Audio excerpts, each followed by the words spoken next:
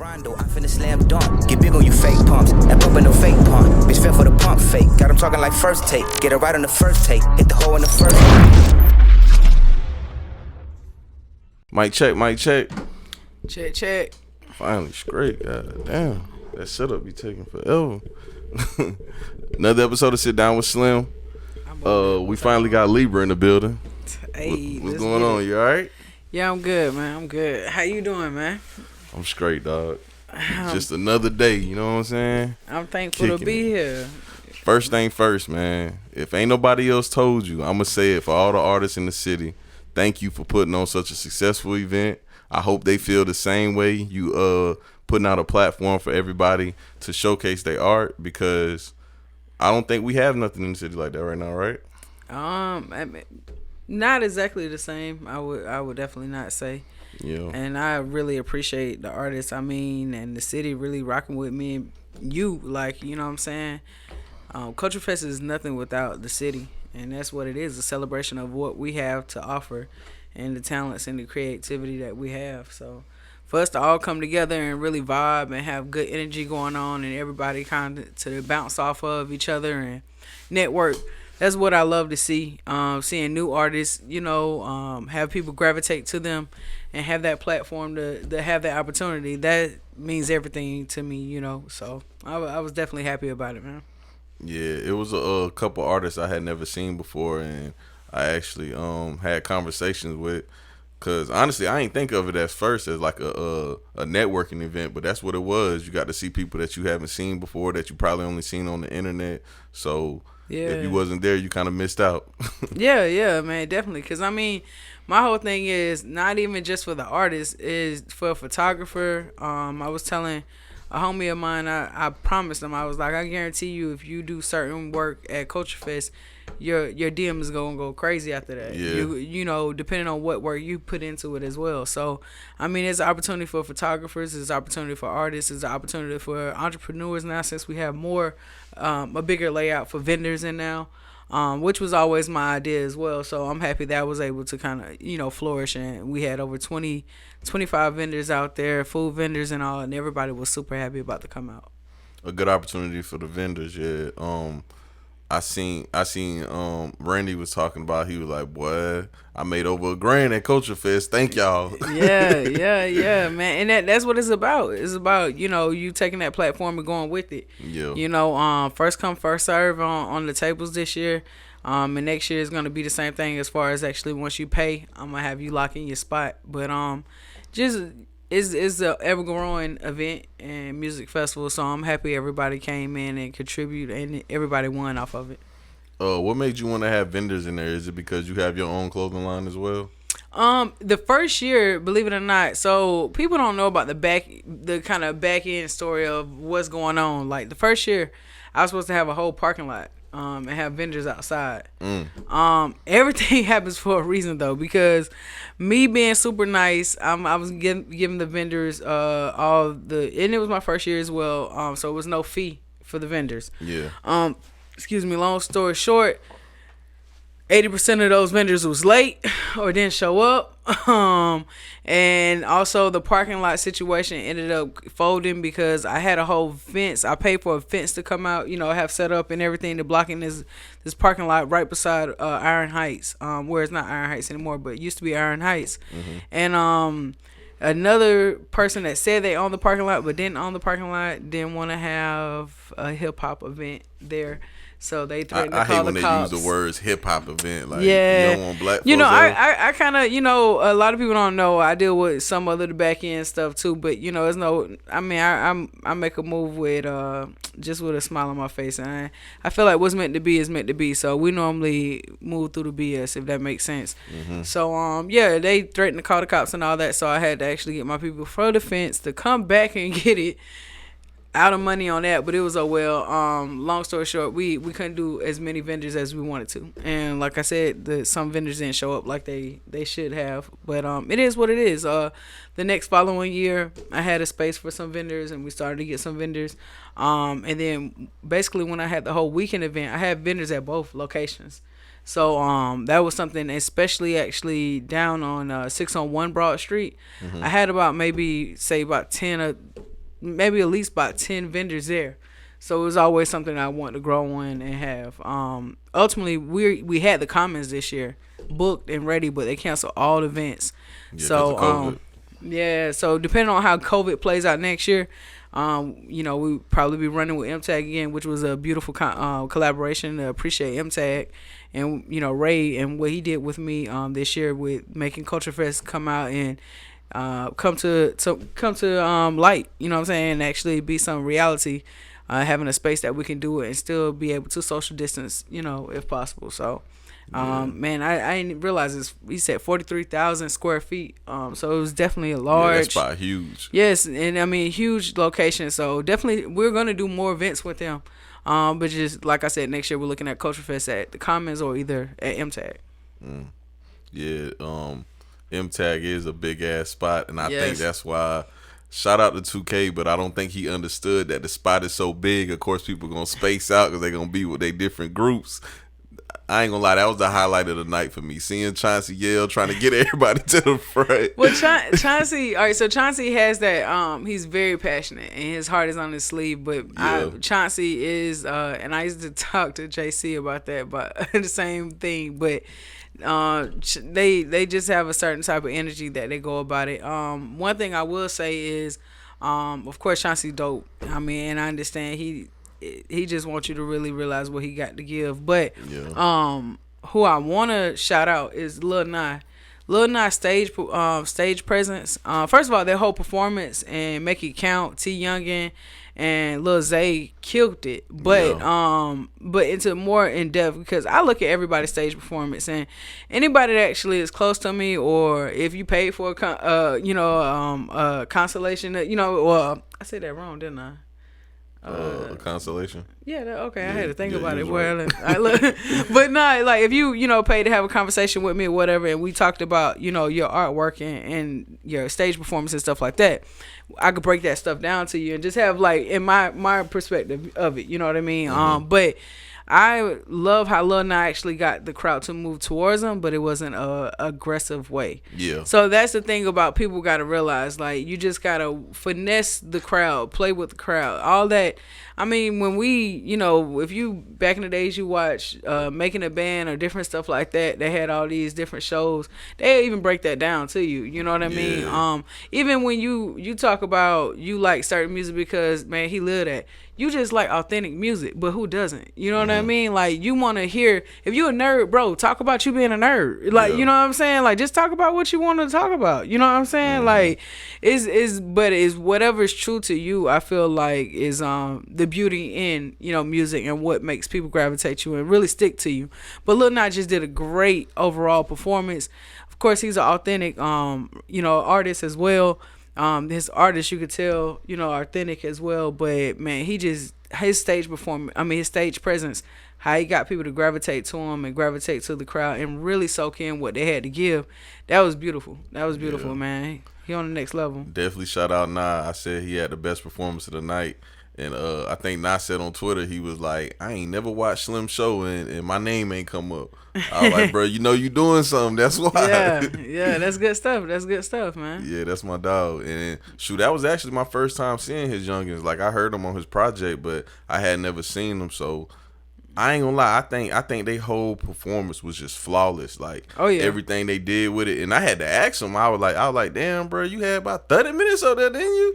And he was like, yeah, we all had a set. We just put them together and we just rocked like that. I was like, that's the same shit me and Maine was talking about when we did the interview with you. But of course, I couldn't give the cat out the bag. But certain artists took advantage of that. If they knew they had a label, they took advantage of that. You know what I mean? So, shout out to Nine doing that and having it set up that way and just being a businessman more than anything. You know what I'm saying? With how he had the whole place set up and how they performed and everything. Special shout out to Lil Zay. Your energy is untouched, man. You just had a whole type of energy that was going. You going up, man. And there's some young guys too, so they got plenty of time to get even better. Not saying they ain't there yet, but they got time to get better too. Man, stay so focused. It's gonna be crazy. Yeah, stay focused. Don't let nobody knock you off your grind, man. Because I promise you, it's gonna be doubters. It's gonna be whatever. But you just gotta stay consistent with it. And when they say that, it's not even. It's funny because as kids, I was a knucklehead at times too. So you'll think certain things is just corny. You be like, man, I heard this all the time. My auntie said this, whatever. Yeah. But I promise you, that consistency thing is real, man. The more consistent you are, you're gonna look back in 3 years or 2 years, even if you did 5 years in the game, whatever you grinding, you're gonna realize all them years meant something, and it built you up to where you're at that point. Exactly. So, as far as having Culture Fest over the years, how do you feel like your progression has been? I'm enjoying it. I can say I'm very critical on myself. Just overall as a person, I'm always looking at how I could better myself and see what I can do to improve on different things. So I seen some different things I want to improve on, and that's really what I'm always focusing on. I can't honestly. I probably spoke too soon. I can't really say I enjoy it too much until I see the videos and see the recap videos, and or if I see different little tags and people show me love. That's when I'm really able to soak it in, because I can't really soak it in the day of. I'm always moving around and trying to make sure everything's kind of good. So yeah, I mean, but I really appreciate the love, and I appreciate everybody that's rocking with me. So. It's like I said, it's nothing without the city, so I'm definitely appreciating it. I'm just trying to do something better and bigger for the city every year.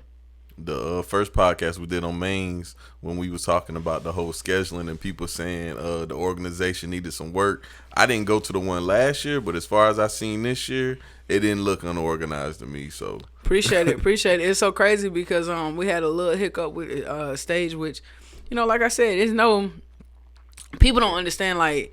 Every event, sometimes even when we sit back and we y'all waiting on the Beyonce event or something like that, you're like, man, she an hour late, or no shout out to Beyonce, please, the Beehive. No, I'm just saying like anybody, you know what I'm saying? Lauren Hill, let me say that, because I don't think nobody gonna come after me. I love you, Lauren, but I'm just saying like I don't think nobody gonna come out. But people don't really take into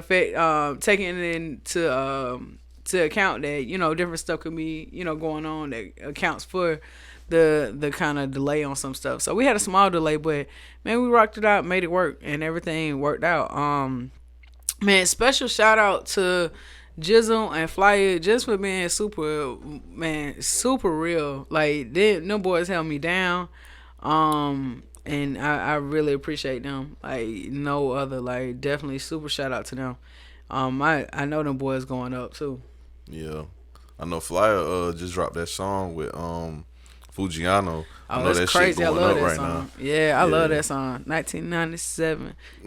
Come from heaven. Boy, hey, that's good. That shit going up. I got bad memory, so if I know your song by heart, bro, I'm telling you, on God, something happened. I think it's like over 100,000 on YouTube right now too. Oh yeah, Last time I checked, it might be more. Yeah, last time I checked, it was at like going up. He going up. I love it. Change. It's crazy too, because it's like, again, sometimes you don't take it into effect, like certain people you get to interact with, and I did a show for Black Mars a while back, because JC is just Black Mars is somebody that's been rocking with me since Fresco. I used to beatbox at the Cyphers, like started a whole movement with his music. And when he got out with some situation, we did an actual show together, and he had a couple artists that actually featured, and Flyer was on that show. Did it at Iron Heights a while back. Oh, so you seen Flyer growth then? Yeah, it's beautiful, because it's like, and unfortunately, I didn't get to realize how dope he was then. You know what I mean? Because like sometimes I'm moving so fast, I don't get to really realize like, Quan, he really dope. I didn't get to really realize that, unfortunately, to him passing. You know what I mean? Like it was one of those things where we've been around. He actually was at that same show. But I didn't get to, sometimes at these shows, I don't get a chance to actually re-listen to your music. That's why I'm getting more into these mixtapes right now, because I'm able to sit down or interact with somebody in the studio and get to know the artist a little bit more, different things like that. So hosting these mixtapes and curating those just makes it a little more, intimate. Yeah. Because when you be at them shows, I know you be having to work everything in the background, so you don't never get to just sit down and enjoy the show. Not at all. And I appreciate everybody that's helping me, because there's so many people that hold me down, and I have a great support system, But it is still like, like you said, I'm always trying to move around and trying to check on this or check on that.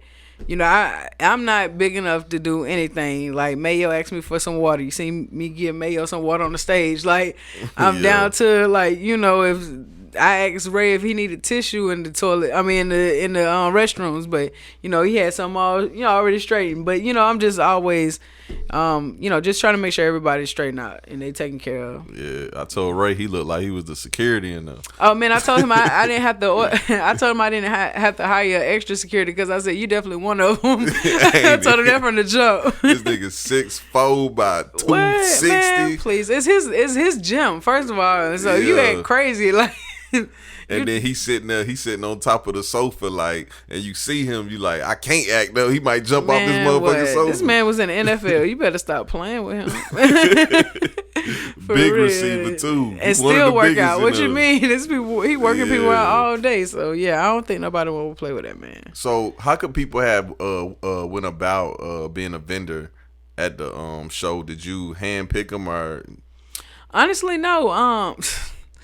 Oh man, thank God it wasn't that crazy because if you was a black entrepreneur and you paid your vendor fee, I'll let you have it. So I'm happy nobody was selling porn. Like I'm just being honest. Like, I would have been like, all right, man, I might have to give your money back, dog. But honestly, that's what it was, and it wasn't like I excluded anyone either, though. You know what I'm saying? So like, it wasn't just saying you had to be.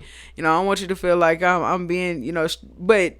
It was open to anyone that came to me, and the thing about Culture Fest is also for the minority or just overall we don't have much of a voice sometimes in the hip hop or artwork that's from a younger generation. So not always a color on it, but we don't have a big voice in Augusta. Regardless of what Arts and the Heart has going on.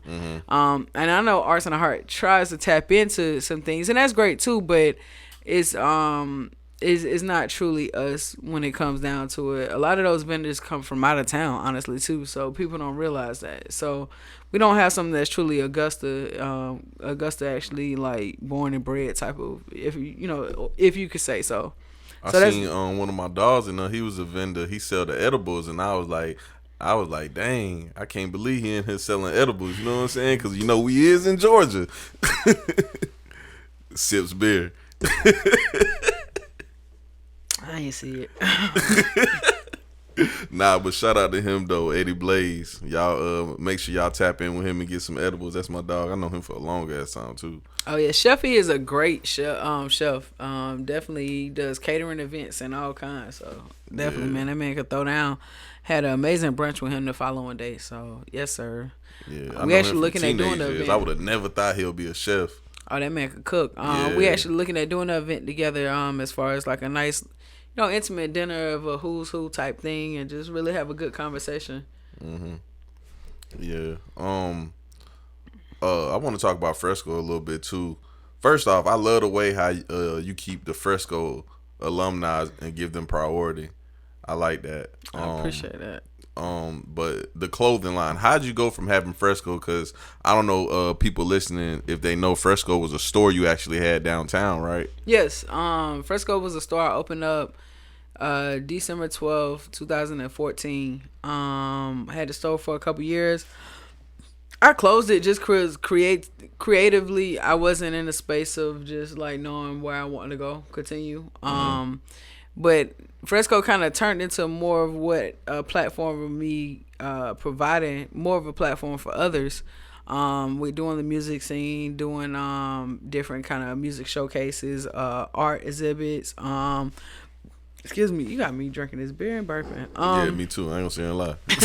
But nah, so I mean, really, it's like Fresco originally started for me actually, because I'm an authorized retailer for different brands. So it was actually for me to do that, but also showcase my brand, Fresco. But like I said, it just really turned into me doing more for others versus actually pushing Fresco or even doing anything for a profit. Because anybody can tell you at Fresco, a lot of them events was free.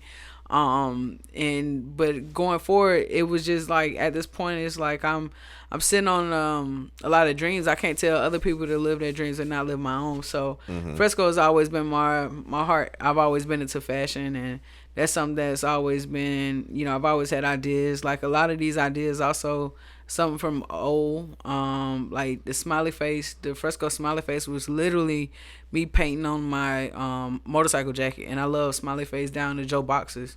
So like it's like not saying just a trend. Like I've always loved smiley face. So it's just different stuff like that. That kind of going to me just coming out with my own thing because I've already kind of slept on it, just didn't come out with it. What does Fresco mean? Like, does it stand for something as far as the names? I mean, the letters, is it an acronym? So I did kind of, have an acronym for it, but Fresco actually means cool and fresh in Italian.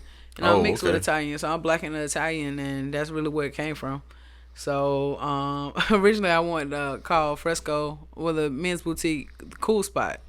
And so, like, I just had to look at different ways and be creative with it. It's a cool spot in every little country town, too. Yeah, so I had to just think about a different way to just, kind of look at it. And then also, like, I always think of stuff to try to be more universal with it as well. So I just felt like Fresco, it spoke a little bit more to who I am as well. So how did the clothing line come about from the store?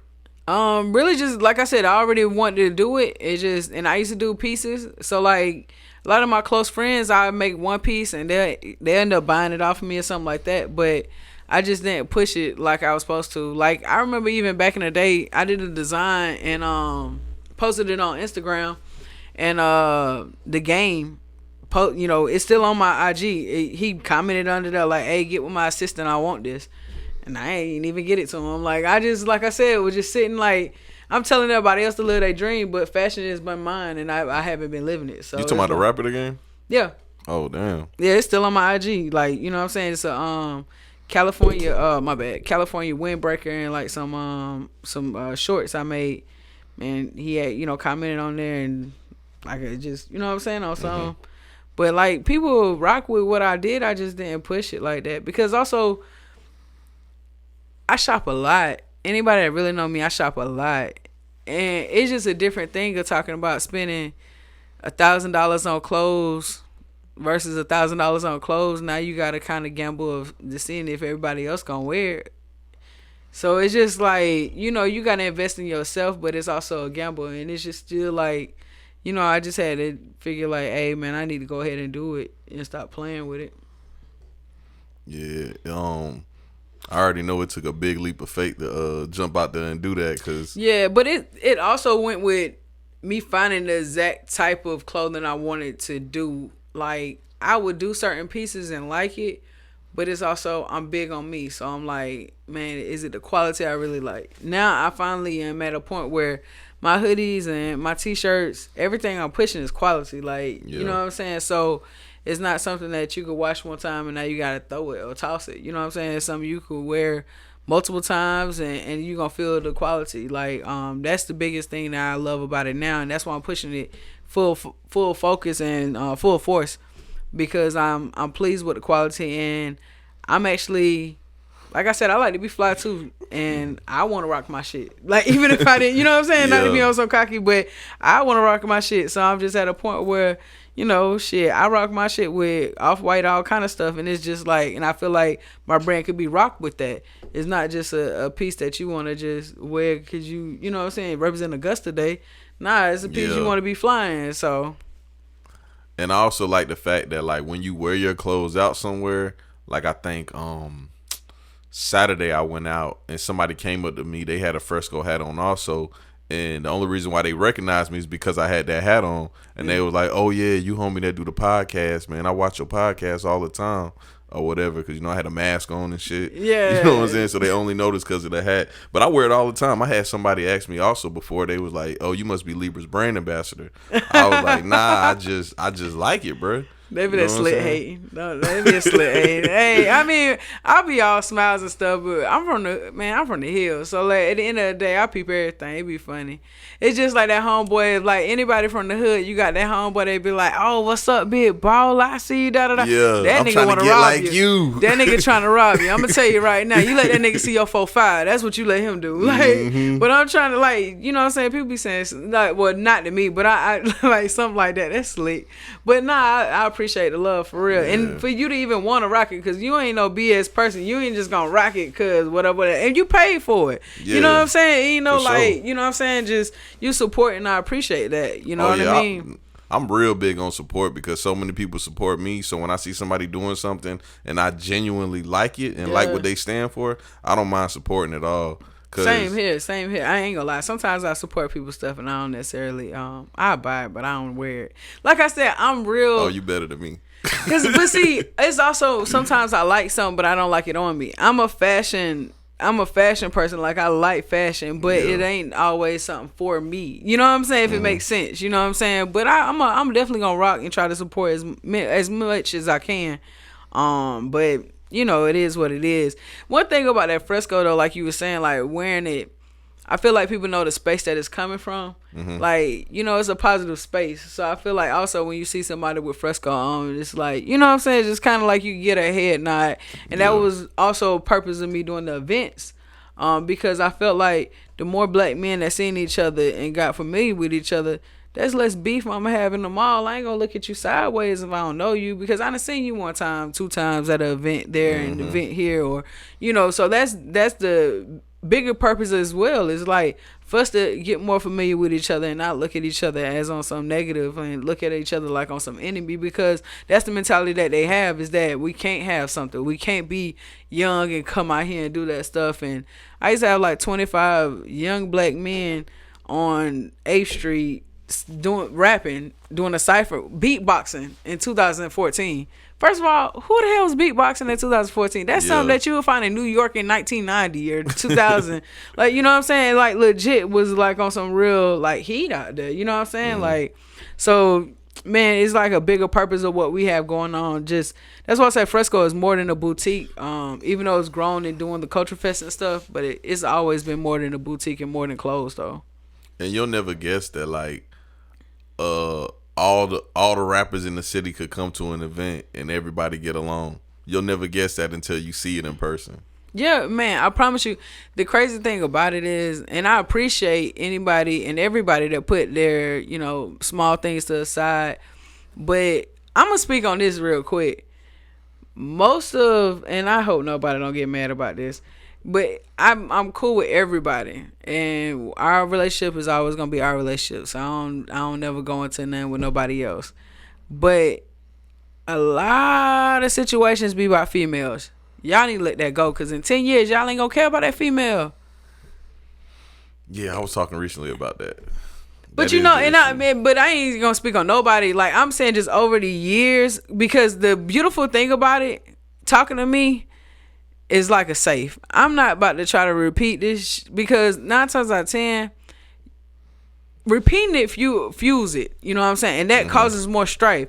You letting it go, you allowing somebody to vent to you, they might be had that conversation on their own. Now they cool. You know what I'm saying? But you repeating that, and it cause more BS between them. You know what I'm saying? So I allow somebody to vent to me, you know, try to tell them like, hey, you know, sometimes you might want to, hey, bro, you might be wrong on this. Sometimes somebody just want to let you, you know, just want to be an ear. You know what I mean? So, but I feel like a lot of times it be about females, and y'all, I promise you, it ain't worth it. I promise you. I used to be a knucklehead too. I promise you, it ain't worth it. I'm speaking from experience. I promise you, it ain't worth it. It's man, I don't even want. I used to be hell.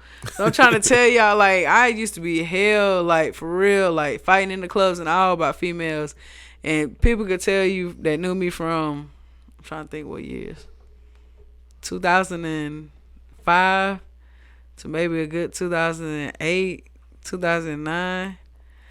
I was around here being Donkey Kong. I was wild, bruh, for real. So, like, I'm talking from experience. Like, you know what I'm saying? It's situations that could have had me messed up. Like, you know what I mean? Like, and it ain't worth it. You know what I'm saying? I promise you it ain't worth it. It ain't that. The only woman is worth it is your mama. Nah, we talking about the only woman that's worth it is your mama. Sometimes your mama might be out here wilding, and you might gotta be like, all right, now shawty just tripping. I got a homeboy, and he listen to all my podcasts. I know he about to hear this, but I remember when we was young, and his mom used to get wild, and he used to be like, you know what? Not this time. You know what I'm saying? Like, I ain't going up the bat this time. And I used to respect it, like, cause bruh, you can't just. Nothing used to trip me out more than friends that I had that had promiscuous sisters. I'm not gonna call them nothing else. I'm just gonna say that. And they would go up the bat for her every time. And I used to be like, bruh, you know what time it is. Bruh, like, you don't go to prison for 10 years over something your sister's gonna do the whole 10 years you gone. Thank God I'm the only child, cause I ain't like, I don't know, that would be weird, bro, cause you don't know what kind of like sweet face she probably come back home and like she's baby sis and baby girl, and so you don't know, like she probably was just mind fucking the hell out of him, like excuse my language, like nah, for real. Like he probably think his sister all sweet and Care Bear and she over here turning out into a Pinky, like so I don't know, but man, nah, that is crazy though. I tell people this story all the time. I don't know if I said it on my podcast. I normally don't talk about my family members, but I got a cousin. He said, I ain't gonna talk about my family members, but I got a cousin. I ain't tripping, but I got a cousin. He was an MMA fighter, and this was like back in the day before UFC blew up. And he was a real good MMA fighter. And him and his sister went to South by Southwest one year. And I guess the guy she was talking to, whatever, she did some crazy stuff to him, and the guy might have like pushed her down or something. Like she did something crazy, pushed her down. Came back, told my cousin a different story than what happened, and he went and stabbed the guy and did like 8-9 years, bro. Threw his whole career away. See, that's that's why I always ask people, like, how far are you willing to go for something that you don't know? Like, is your principles gonna outlast that? Yeah. Because like, man, my dad tell me all the time. I'm talking about more family members, but I rarely talk to my dad. But when I do, he always spends some crazy game. And I think last time we really talked was like 2 Father's Days ago. And I don't know. I feel like he just be feeling stuff. And I was in the car with my homeboys, and he was like, "Man, you know what? Something that men need to get over is that pride. That pride is stupid as hell." Oh my God! I had this conversation with somebody else because like. On some deep shit, like my mom has bipolar depression. Mm-hmm. So like I thank God I just always had somebody, like we moved around a lot, but I always coming up like younger, like I had like a brother, you know what I'm saying? It'd be like, this my sister, it'd be like my god brother or something that would just really look out for me. And I just always, like, basically, long story short, I grew up in the street, but I always had, like, to me, a guardian angel. You know, they don't always have to be in the sky. So I always had a brother that just looked out for me and just taught me the game, protected me. You know, I ain't have a situation, and I'm a little mixed little girl out in the street playing basketball with the boys, nothing but boys. You know what I'm saying? And all that. They made sure I was good, though. But long story short, like, me coming up in the street, that's something also that I had to realize to remove myself around certain stuff, because I'm a very prideful person too, because that's how I grew up. And pride, like, and I laugh with my homeboys. They'll be like, man, I say the caption will be, so-and-so shot them over a burger, but it's deeper than that. Like, you know, it's deeper than that. Like, because it is about a respect thing. It's about a pride thing. So I've understood to kind of remove myself around certain situations, because I know I'll go nuts about certain things. And at the end of the day, is it really worth it? You know what I'm saying? Like, it's just certain things you just, you know, when you know that about yourself, you just kind of try to be mindful of what you're around. But it's an illness that we all have if we came up a certain way. You know what I'm saying? Like, pride is real big, and it's also because that's how you protect yourself. You let one thing slide, a million things gonna slide after that. So you don't let that one thing slide. If you got to, you go 100 times harder on that one thing, because you want to set an example for everything else that's gonna come after that.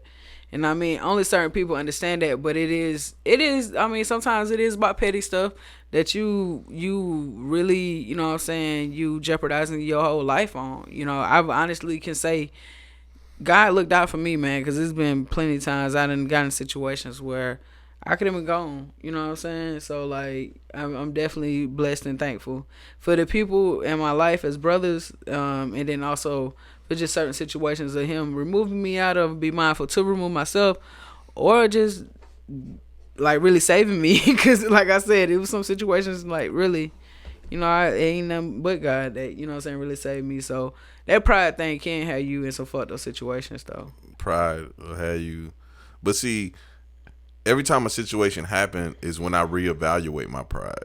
Like, I think like a couple years ago, I had just came back from Texas and I had got this nice ass chain, and I was in Augusta Mall and I was about to get a charm for it, and it was like these young kids, and they walked into the jewelry store while I was in there, and they were like, "You must have got that chain from like Florida or something."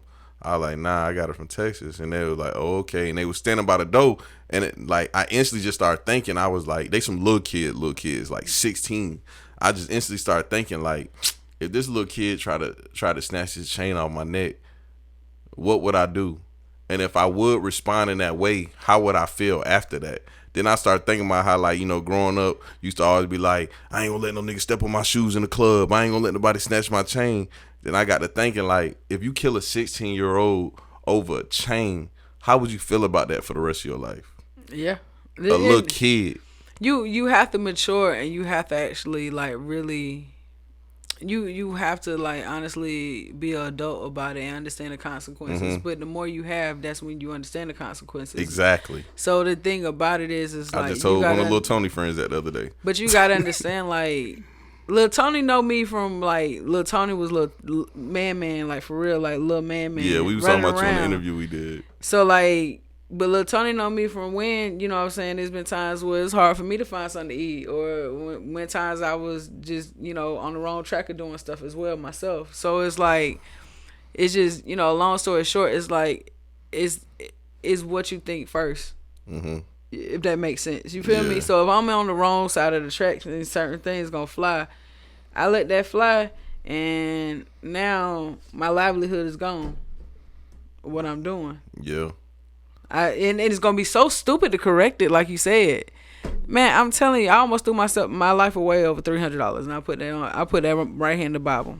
I almost threw my life away over $300. I mean, I'm pretty sure we all have. And I can make $300, and so like, come on, you know what I'm saying? But it's just like you said, it be the principle sometimes though. But at the same time, you kind of get over them principles. Like, I know. Same situation with $300. I remember a mechanic, and this happened, two different mechanics. I gave one $300 one time. He's supposed to pull a motor for me. Never pulled a motor. Then I seen him out, and you know, I pressed up on him or whatever. But then afterwards, I got to thinking, because one of my homeboys was like, "Nigga, that shit you just did went against everything you believe in." I was like, "I know." Why you gave him the money front? Like, but nah. Oh, because that was just like just for the motor. I was gonna give him more. Yeah. But yeah. So now, you know, and I'm gonna tell you what also transitioned my mindset. Purpose Driven Life book. And anybody that's looking for growth, I recommend this book to you. Purpose Driven Life is a book that you read each chapter every night for 40 days. And it really would transition how you think. Because is it one of them self-help books type things? It's kind of correlated with the Bible. Okay. So you know what I'm saying? Like it's just really an amazing book. Like this. Normally I'm the one giving book advice on it. But I ain't gonna flex. Like it changed my mindset of how I was looking at life and how I moved, because I had to think, like, at one point my mindset was like kind of worshiping money, if that makes sense. You know what I'm saying? Because I was moving a certain way. I hadn't been in church in a long time, but I'm very God fearing, and I believe in God, and I have a close relationship with God, but I just didn't feel worthy in church at it for a long time. You know what I'm saying? Just in a, like, just going through, you know, doing certain stuff. So like that. Why'd you feel like that though? Doing wrong stuff, man. Oh, okay. You know what I'm saying? Doing stuff that I always thought I wouldn't do, because it's so crazy. It's like you grow up, like anybody that grew up in the 90s, like, and you grew up a certain way, you glorified certain lives. And you know what I'm saying? Even though, like, I went to college to be I was a biology major. I was going to school for a nurse anesthetist. Like, you know what I'm saying? I graduated top 15%. But I also had a criminal mindset. And my mom got locked up my senior year. A lot of things like people just don't know they're going through my life. So it's just like a lot of stuff it went through. I just, you know what I'm saying, I did other stuff. So it's like, you know, I just was on the wrong track of doing stuff, and I just had to transition and put my hustle in the right way. That's all. I know exactly what you mean. See, when you first said the church thing, I was thinking like you shied away from it because of like other people in the church and their judgment and what they. I got nothing to do with them, and my faith and what I have with God has nothing to do with.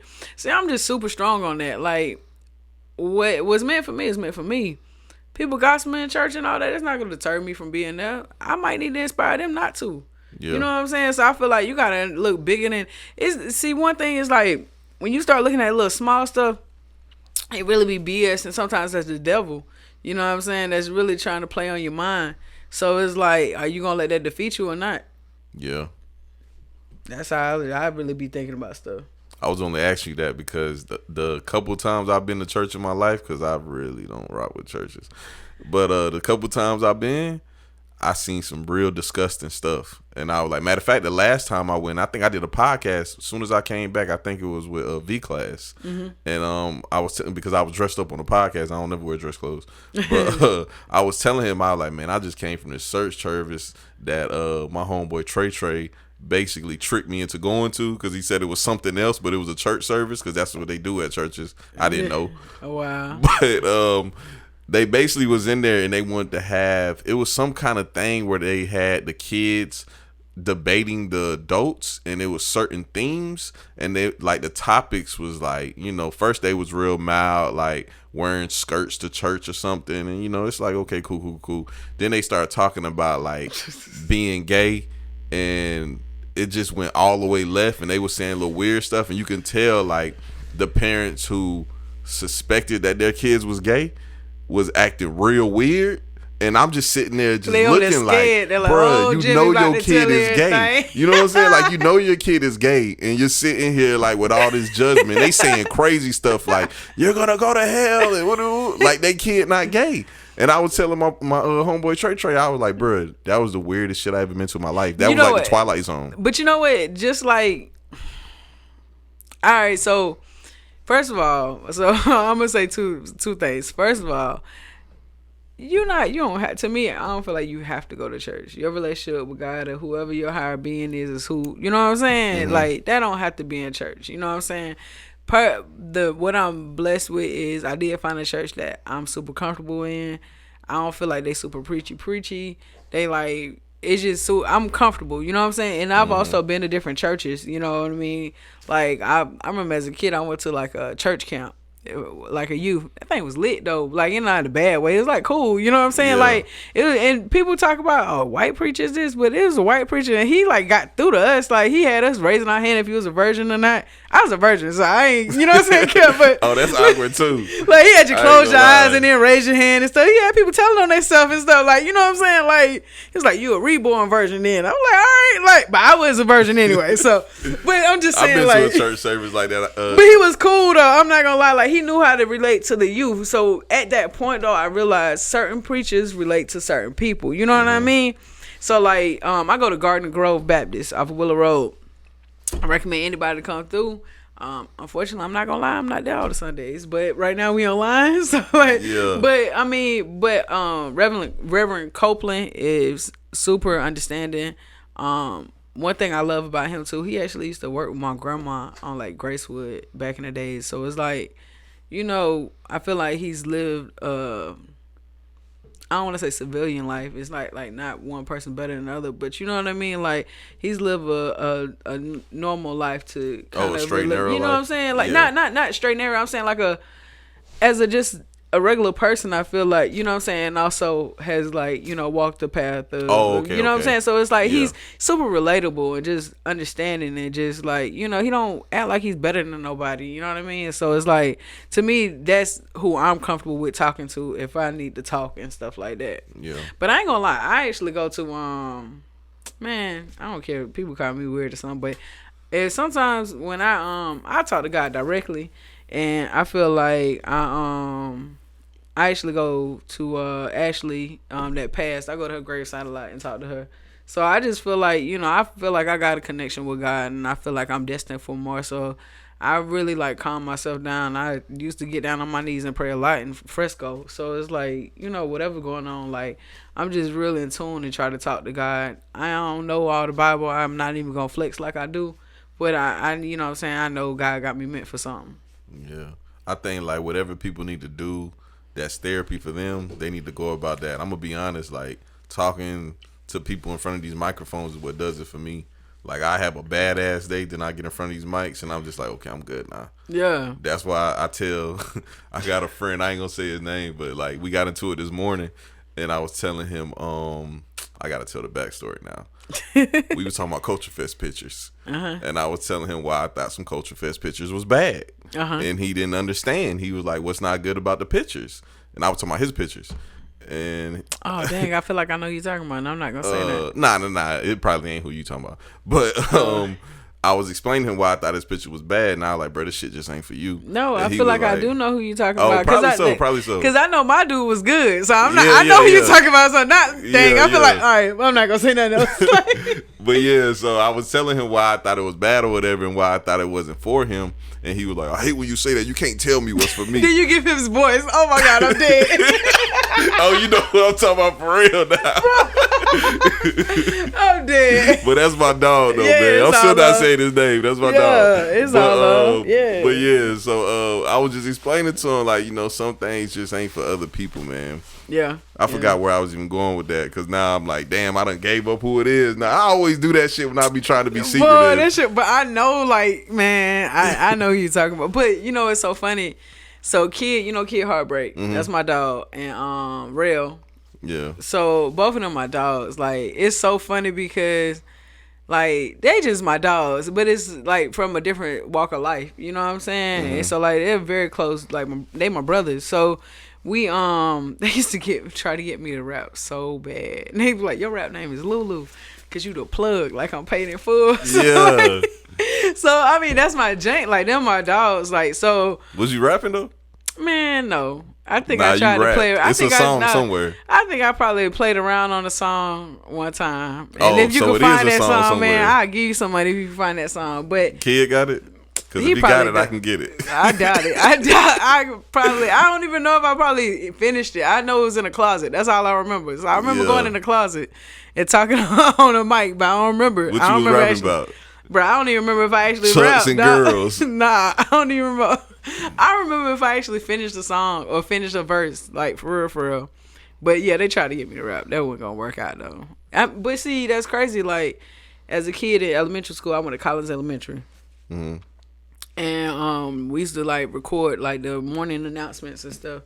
I used to rap, like, you know what I'm saying, like for real, like really wanted to do that, but I didn't have an outlet. And then also me coming up knowing I'm a tomboy, also coming in that era, you ain't have somebody that look like you or like you know what I'm saying, kind of some representation. So you ain't feel like certain things were possible. So that's why, again, one of the reasons why I push Culture Fest and why I do that, because I feel like every kid and everybody need to show some kind of representation. They feel comfortable to live their own self and who they are. I kind of wanted to go back to what we was talking about as far as you were speaking about with the money. So now how is like your outlook on money? How you view money? Because that's something I battle with all the time also. Man, I'm still learning my own worth. I'm be honest with you. Sometimes I give away too much, but it's crazy. Man, I'm gonna sound preachy, but God is showing me the people that show more appreciation are the people that pay for it. It's crazy, like for real. So it's like it's also, I think that's a way of showing me my worth, and then just understand like not to give away stuff for free. I mean, because also that people don't realize the more you do something like that, it taints your dream, and then you're not gonna want to do it. You know what I'm saying? Because you're not seeing something kind of reciprocation from it. You know what I'm saying? So it's just like really just knowing my worth and sticking to it. See, I'm always thinking of like, as far as money goes, is like, where do I put it in the, how can I say it, like the importance in my life. Like at first when I was a little younger, it was always MOB. Oh yeah. You know what I'm saying? It was always that. Then you start getting a little older and you actually start getting a couple dollars and you start thinking like, hey, this shit ain't really what I thought it was. Like having a whole bunch of money, it ain't really. I thought I was gonna be happy and I'm not. Man, you know what? My whole thing is I'm happy when I could just make sure my family and my, you know what I'm saying, like my girl or something straight. Like I don't really care about nothing, all the extra. I'm a Virgo, so I'm financially, I have to be stable or I go crazy. I'm just gonna be honest with you. Mm-hmm. So like if I'm not financially stable, I'm not mentally good. I'm just gonna be real. Like I'm not. Like you know what I'm saying? Man, I thought about this 100 times. I didn't mean to cut you off. Nah, you good. But I thought about this 100 times. Like you're a Virgo, but your name is Libra. Yeah. Like, how did your mama do that? That's gonna be the mixtape right there. My name Libra. I'm a Virgo. No, I'm just talking. See, I thought of that when that T.I. that last T.I. album came out too. Nigga look whack, bro. I need some money for that, bro. Not no more, man. He talking too much. Like, it got to be more action than all that talking. Like, I don't know, man. Tip don't kill me, bro. If you, I don't know. He can't. Like, Tip got to be able to take this constructive criticism because a lot of the guys we grew up on listening to, now that the internet is here, they're failing us.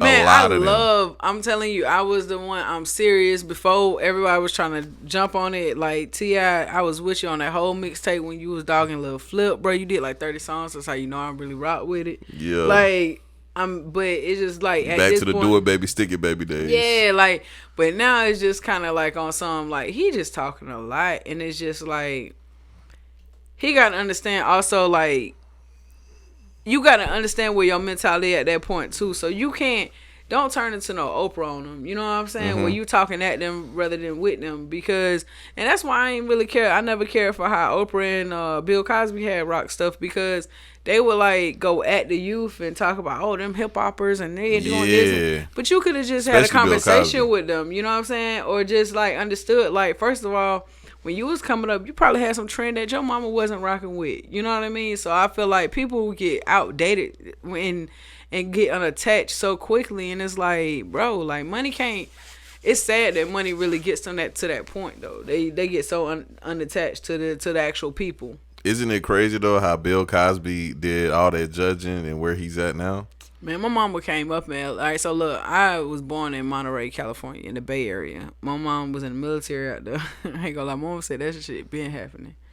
Yeah. She said he been doing that. That's like, not. I remember she used to, like, she never watched, like, I'm gonna tell you how funny this is. I think people, like, first of all, you gotta understand social media and all that wasn't going on. Mm-hmm. So certain like gossip eras and stuff like that, and that older generation, they ain't really gossip that much. They knew what was going on, and they just like, all right, yeah, I know what's going on. I mean, you never really knew what was true, but today we got social media, so we know it's a little more. But it's like, I remember, like, as a kid, used to watch Cosby's mom would never watch it. She'd be like, why you watch that?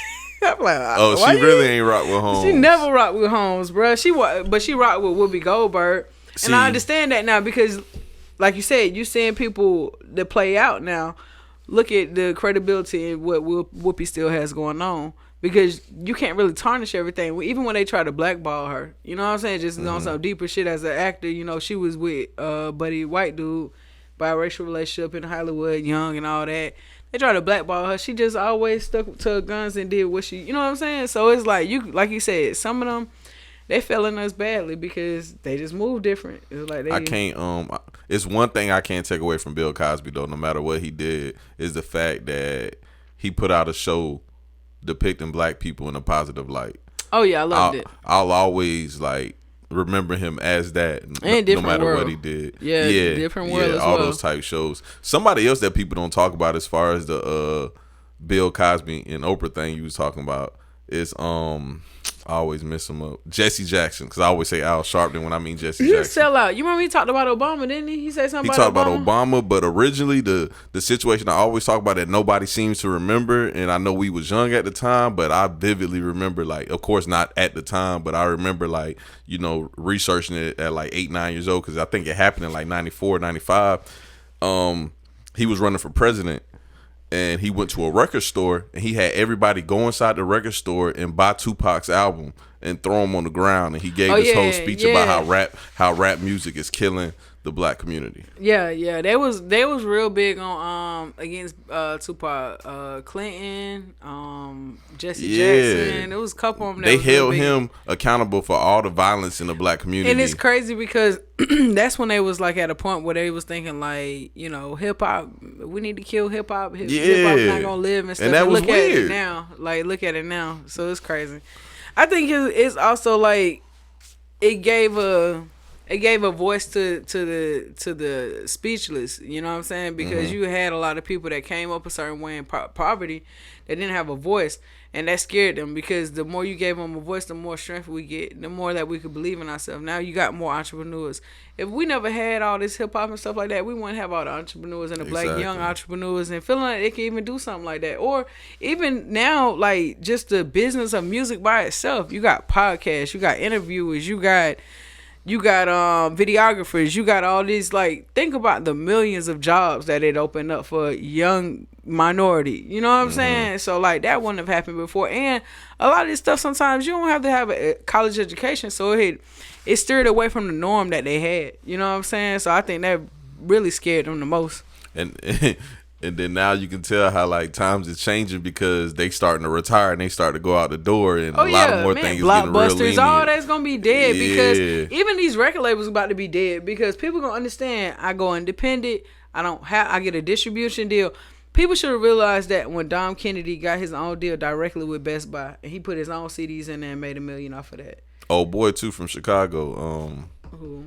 Chance the Rapper. Yeah, but he did it after Dom. Like, you know what I'm saying? So it's like, to understand, like, just you can actually build these relationships on your own. You don't need this middleman. And it's like, first of all, I think what a lot of people don't realize within themselves, if you sold anything in the streets, clothes, whatever, understand that you're an entrepreneur and you can turn that into something else. You can turn that business into something else. So it's like, when you are doing business, you never want a middleman. You want to cut out as much cost as you want, you can to do exactly, you know what I'm saying? Or give the best product or whatever it is. It got to be correlated the same way with your music, the same way into your fashion. And when it's done like that, then you going to actually have more hands-on, and you have more hands-on to your success as well. Like, a lot of these record labels are just middlemen. You don't need them. I think in the future, the only way record labels is going to be able to eat is off of old catalogs. So they're going to start doing weird shit, like putting out greatest hits every 2 seconds. You know what I'm saying? Yeah, but see, that's so crazy too, because, like, all right, in the last 10 years, who music really stick to you? In the last 10 years? Yeah. Like, stick to you. Like, they die today. And excuse me, I don't mean no harm for nobody, because you don't want nobody to pass. But if they pass today, their music really gonna stick with you. It's a couple people. Name me 5. Jay-Z. Oh, no. Last 10 years where they came out. Oh. No, I'm not. No, I want to say 5, but yeah, last 10 years they came out. Me personally, I like a different type of music, so I say like Meek Mill. I probably can't even name no more. Thank you. A lot of these, and that's, and I had this conversation. I even have the debate, and people will go crazy when I say this. Drake gives good music, but he doesn't give you music that sticks to you. I just recorded a whole podcast with Maine last night, and not just I know exactly what you're saying. But you know what I'm saying. I was telling him because he was saying, the guy was saying his favorite artist or whatever, and he mentioned, like, he gave his top 5, and he had like LL Cool J on his top 5 and some more people, which is cool. Your top 5 is your top 5. I mean, LL is a beast though. I mean, LL top just. 5, I don't know about that, but I will respect LL. I'm not gonna. I ain't gonna lie. One night I just went down the rabbit hole and watched how he killed cannabis and like watched the whole thing. His cockiness and how he moved in New York, and nobody can really talk too much trash about LL. He from New York. That's the place where they be trying to find all the dirt. You know what I'm saying? Like, LL is low key a goat for real. But see, I was telling him, as far as artists go, like, it's about more than just lyricism. Yeah. It's about like, because he said he doesn't understand the hype of Tupac, and he also said Lil Wayne was overrated. And I was like, because, that's that old school up north mentality. Like, if you don't have bars, you ain't talking about nothing. And I said, but if that was the case, Papoose would have been the hottest rapper alive when Wayne was out, because he was the most lyrical person at the time. That's true. But he couldn't sell 100 records. Man, I ain't gonna lie. My top 5 would be Andre, three stacks. It would be Tupac, of course. It would be oh man. I feel like I'm slowing down real quick. I'm gonna say. See, 5 is a lot. That's why I only give 3. Dang. So if I really want to say at 3. You know what? Let's say 3, and I'm gonna say Nas. Nas, okay. That's somebody else we was debating about. Cause me and Maine, we not real big Nas fans. So, and he said Nas was the best lyricist of all times, and I said that Kendrick was. And he said he don't like none of these new cats. He said he don't see why we think that about them. But I also say that's that old school mindset. Like, they just feel like if you was one of the originators, then can't nobody come and do it better than you. Nah, I mean, I definitely don't believe that. Like, old school, I love Big Daddy Kane. Like, Big Daddy Kane was my old school person. See, I never got into him because my mom used to. But see, that's the thing. Like, when I say I like certain people, I don't know all of Nas catalog. 3 Stacks is like number 1. Yeah. And Tupac, yeah. But, like, I just felt like Nas gave you something a little, like... And Jay-Z dope, too. So, I ain't gonna lie. I was debating between both of them. But the only thing about Nas, and this is probably why I gave to it, Illmatic touched me way more than Reasonable Doubt. I didn't like Reasonable Doubt. I didn't either. My favorite album from Jay-Z is American Gangster. Why American Gangster? Because I like Blueprint. American Gangster, you could just, like... It was, to me... what Jeezy Trapper Die was. It was just like it was like perfect. It was just perfect. It's funny you say that because I always say the 2 most influential albums of like high school to me personally was that Jeezy Trapper Die and Lil Webby Savage Life. Lil Webby Savage Life went in, man, for real. Yeah, for real. That shit changed the whole tone of like everything. Yeah, and gangster music was lit low key for me too. Gangster music when him and Lil Boosie had the dual joint. Yeah, that was a dope one too. Man, they had some good music back in the days. Field Mob from Rudy to the Tootie was a great album. It's some good stuff out there, man. But it's some trash out there too. But you know, to one thing There's been some trash in every area. Yeah, but you know what I can say is, you know, what was for somebody else ain't for others. You know what I mean? So. But I also say that, and it's about to sound like some old nigga shit, but I be feeling bad for the younger kids because they ain't really get to enjoy these people how we did. Like, I wish the younger kids got to enjoy the Lil Wayne era like we did. I just wish Lil they Wayne did. really bullied that. Like, so let's be honest, man. I feel like Lil Wayne dope, but I was not a huge Lil Wayne fan because his, like, excuse me, that was my thing. You had to have more than 3 topics to talk about for me to really like you. Okay. Like, so Lil Wayne to me talk about money, cars, hoes. That's it for the main part. As a kid, you couldn't help but like that shit. But even as a kid, I went through some real shit. I was homeless, all shit. Like, so I Tupac was mine. You know what I'm saying? Like, but see, Wayne had those records too. He had that I Miss My Dog shit. That shit was emotional as hell. Bro, that was the only one. And the Katrina one. The one song he had on the mixtape about Katrina. The George Bush shit? No, I don't remember that one. But it was called George Bush. It was about Katrina. Okay, yeah, my bad. Yeah, that one. B2. That's the only ones. And I ain't gonna lie, that Carter was dope. Carter was actually my favorite album from Lil Wayne. But when we talk about the Hot Boys era, I like Juvie. And I thought Lil Turk was actually harder than Lil Wayne on Hot Boys. I ain't gonna lie. That's my personal opinion. I know people. Hey, but Lil Wayne dope. Opinions is okay. You know what I'm saying? But Lil Wayne Turk was a just little had kid lines, though. man. Lil Turk, boy, they was Man, said we ain't playing like the niggas on the sideline. When the Hot Boys came out, Wayne was still in high school. Yeah, I don't know. It's just like you said, you could tell what's authentic, and you could hear certain things. Like, prime example, and when I say this will give you best example of all of them. TRU, P and all them. My favorite rapper was C Murder. C Murder couldn't rap. but C Murder was real. Like C Murder was like. I think you got that thing going on. I get into it with Maine about all the time. Like Maine always say, like I need my rappers to be about their life, and I don't care about that shit. No, you know it's like I like to hear authentic. Like I like Wiz. Wiz authentic to himself and his music. Okay, I love okay, Wiz. I like Big Sean. I like. That's another era I wish these kids got to follow. Man, because Wiz, I think Cushion Orange Juice is the second best mixtape of all time. Absolutely, with like B2 being one. But see, that's where really the 2-9, like that's where that 2-9 would have came in and been that for them. You know what I'm saying? Or Curtis Williams would have been that for them. You know what I mean? Mm-hmm. So, you know, everything happens, but everything kind of comes out. You know what I'm saying? Different ways. I ain't gonna lie to the Lookie Joes. They dope. You know what I'm saying? So I like all kind of music. Like I actually like the Hippie Sabotage. I don't know if you ever heard them. Mm-mm. They do like just a bunch of beats and stuff like that. They're really dope. I like a lot of different kind of music, but I like authentic music. You know what I'm saying? Like you could tell when people pushing for a pop song, or you tell if they just pushing for something, and they just, you know, sometimes you can't. They can fake you real good, and I want you to do it. Like fake me, like okay. But I mean, I just like hearing something that sounds true to who it is and who the artist is. So who you be listening to nowadays? Man, Key Glock. Look, I do like Key Glock though.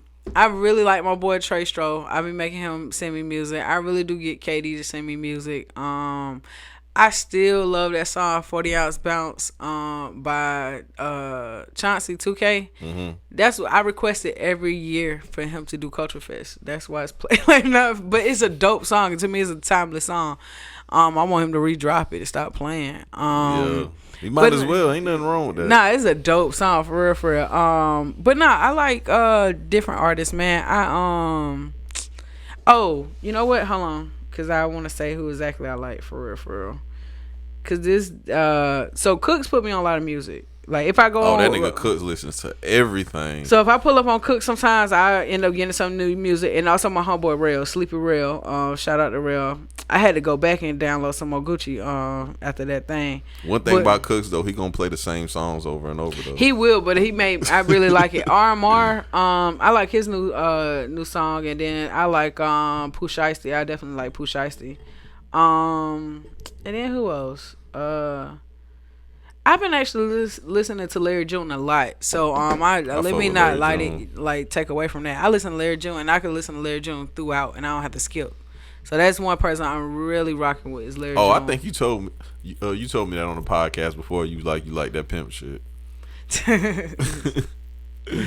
I don't know what you're talking about. You said it on the pod. Niggas be tripping me out. They be thinking I'm talking about a personal conversation and it was a podcast conversation. Trust me, I know the difference. I'm the media man. But I do. I like that stuff, man. I came up, like I watched Dolomite, New Jack City, like my favorite movie. Like, you know what I'm saying? So and then Larry June to me talks about fatherhood, entrepreneurship, you know, and he on some pimp, you know what I'm saying? And believe it or not, and I don't realize it, I was just born in the Bay, but some of that is still like in me for some reason. Like I don't know, I'm straight Augusta. Like I represent Augusta to the die, but I don't know. I like some of that, you know what I'm saying, that Cali Bay shit, where it's just on some chill, you know what I'm saying, just live your life, man. Make some money. Man, people get it confused sometimes, thinking that just because you from somewhere, you just gotta listen to music from that area. And that's what was wrong in the 90s. That's what got Big and Pop killed. Yeah, man. It was we ain't that gotta Big do and that Pop no more. Beef thing. Yeah. Now, I ain't gonna lie. I'm gonna be, boy.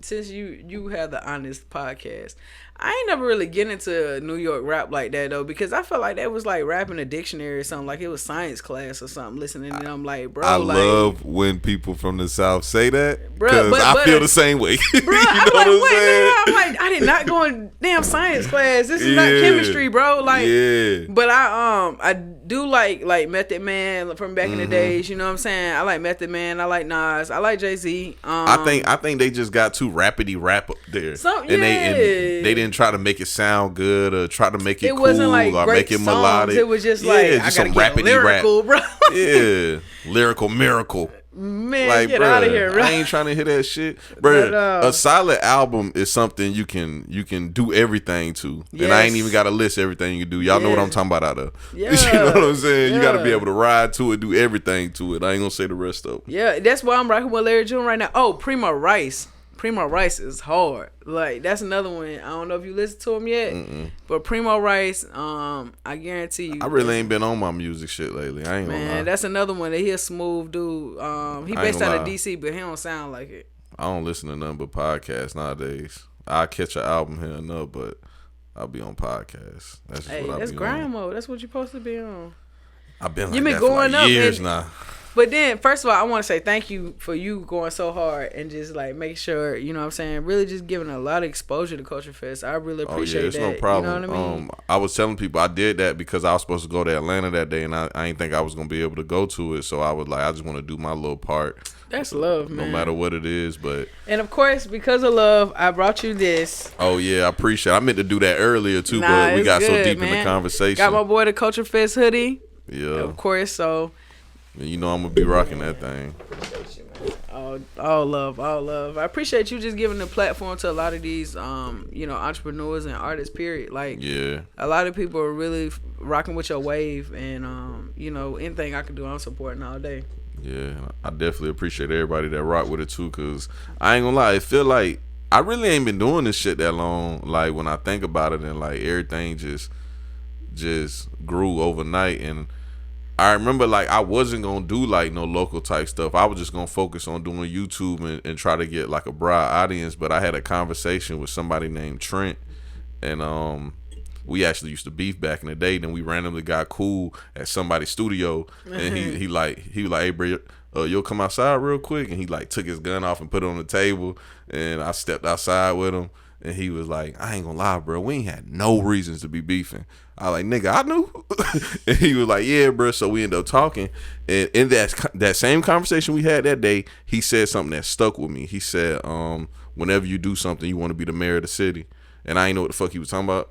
Then he kept talking, and I was like, oh, he talking about like, if I podcast, when somebody even mentioned the word podcast, Slim should come right after that. Absolutely. And I was like, you know what? After he said that shit, that's when I started doing all these interviews. Yeah, man, but it makes sense because also like you giving also like a representation of the city in that timeline. Mm-hmm. So the beauty of it is like, say for instance, any kind of entrepreneur that come on your show, they grow from here to 5 years down the road, whatever. They could look at that. You know what I mean?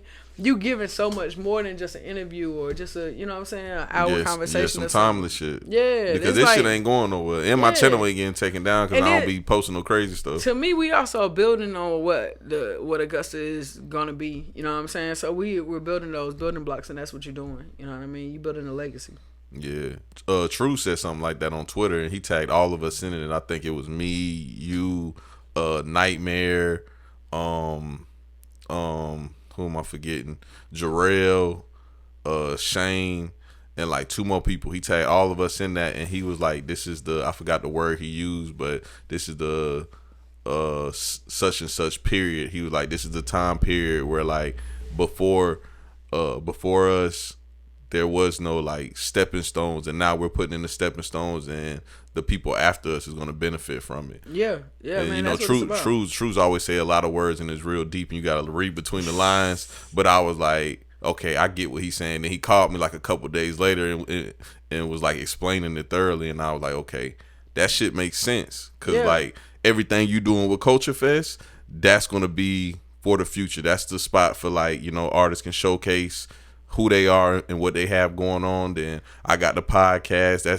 That's where artists can do that with. Somebody like Shane and Jarrell, you know, the pictures, you can take pictures with them. And Jarrell just started a magazine, and he basing it off of things locally. I think the next issue is gonna be about Culture Fest. Yeah. And I seen some pictures. Them bitches hard. Man, I can't wait. Yeah, them shit's hard. And he hit me up when I posted my pictures. He was like, I ain't gonna lie, bro, them bitches hard. Yeah, I was like, it's crazy. I was telling somebody the night before, I was like, I'm about to drop these pictures. I know they gonna be the hardest Culture Fest pictures until you drop yours. And he was like, shit. He was like, your shit's down now. Yeah, I was like, man, nah, they cause I are. seen he got a picture of Lil Nah, and he took it from behind the stage with the crowd in the front, I said, "Oh, I know that shit gonna be dope." Man. I seen it when he took it. I was like, "I know that shit gonna be dope." The crowd picks always the best, man. It's the angle he took the picture from though. Like it's crazy as hell. Drell took that picture with KD and the Chauncey and them with the crowd in the front. I'm pretty sure. I think he took that one. That was from crazy. 2 Culture Fest ago, right? That was last year. Oh, it was last year? Yeah, that was 2019. I thought it was from 2. Yeah, because that was from the one at at Humanitary. Yep. Okay. Because we had the 2 different venues that weekend. So yeah. I forgot who recorded that at Humanitary, but when I watched it, I felt like I was Shane there. And Rel though. It was both of them actually. Yeah, because I felt like I was there. I felt like I ain't even missed nothing. Yeah, Shane actually recorded, and Shane did the video, and Rel actually did the photos. Okay. So they did a combination. They're my guys right there, my guys. But yeah, before we get off, what's just next for Libra?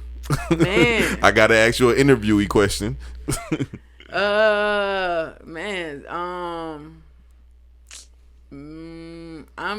working on some stuff, bro. Yeah, spill the beans. Tell us an exclusive. What's going on? Exclusive. What's something we can look out for? What do they even care about? People care about everything. You just don't know it. Trust me. I'm dropping a book next year. That's a good one. How Fashion Saved a Lonely Kid on my birthday. Next year, August 30th, 2021. And what's that about? Just how fashion saved a lonely kid. How fashion actually, really it gets you to talk to people. Gets you out of your shell. Just different ways that fashion could make an impact on different people's lives. Stuff like that. Definitely gonna be a cool book. I hope you guys support it, and I feel like you'll be able to relate to it. Anybody and everybody be able to relate to it. Everybody has a favorite T-shirt, so you like fashion in some kind of way. Mm-hmm. Other than that, man, I'm actually looking at doing a summer event. That'll be dope. Yes, I am. I meant to tell you earlier too, but I let it slip my mind. When I pulled up to Culture Fest, I was in the parking lot, and I forgot who it was that walked up to me, but they gonna know who it was when I say this. They were like, I ain't gonna lie, bro. It look like Complex Con in there. Hey, that's what we want. That's fine. That's what that's man. fine. For like anybody that. to say that means a lot, bro. Because that's like my goal. Like I shoot for the stars, land on the moon type shit. Like going to them different events. Complex Con. I haven't been to South by Southwest, but Complex Con is really like my ultimate like for the vendor setup. You know what I mean? So it's definitely something that I would love to do. James Brown Arena. I ain't gonna lie. After doing MTAG, I even thought about just that bigger. Have you ever thought about the Imperial? No, because I would prefer to. All right, so I would prefer to do Miller Theater. Okay. And I would prefer to do, just because how COVID and everything, they were saying the spike this year, I laid off of it. But I would love to do an actual concert, where it's just like 8 of the hottest artists in the city, and we have an actual concert at the Miller Theater. Okay. Like really putting them on a nice stage and real nice platform, and us doing a real big, concert and showing true love to the city, because we got some dope talent here, some really dope talent. So, but yeah, I got some ideas, but you talk too much, people still off on them. I feel you. Yeah. But yeah, man, this was another episode of Sit Down with Slim, man. Appreciate Libra for coming. Shop Fresco mensboutique.com. I feel like we finally got her to pop some shit that she should have been popped a while ago. Man, I be trying to be a humble beast and chill. Man, I've learned recently that humble shit don't get you nowhere. So it's time to pop it. And I ain't gonna lie, I got drunk Saturday. I was popping mine. That's why I'm chilling now. Because I popped enough shit Saturday. But yeah, man, we out, man. All right.